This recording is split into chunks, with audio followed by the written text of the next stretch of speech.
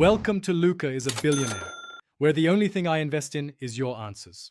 In this video, I will explain the multiplayer options for FNAF Security Breach. It's important to know that this game is fundamentally a single-player adventure. You'll be stepping into the shoes of Gregory, a young boy, all by yourself. The core gameplay revolves around solo exploration, stealth, and survival against animatronic threats within the vast Freddy Fazbear's Mega Pizzaplex.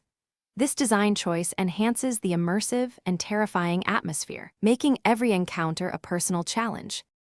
As the sole protagonist, Gregory must rely on his wits and the occasional help from Freddy Fazbear to survive.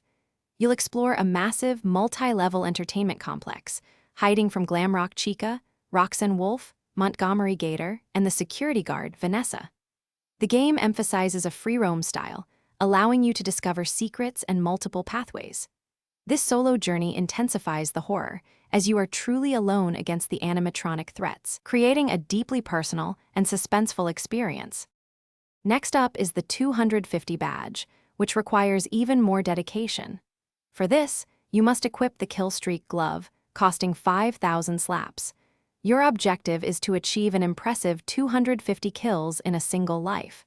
This is a monumental task, so having a friend assist you in a private server will significantly increase your chances of success. Patience and teamwork are key to earning this badge. While multiplayer isn't an option, the single-player experience of Security Breach is rich with detail and frights. You'll use security cameras to plan your movements, distract enemies with objects, and utilize hiding spots to avoid detection.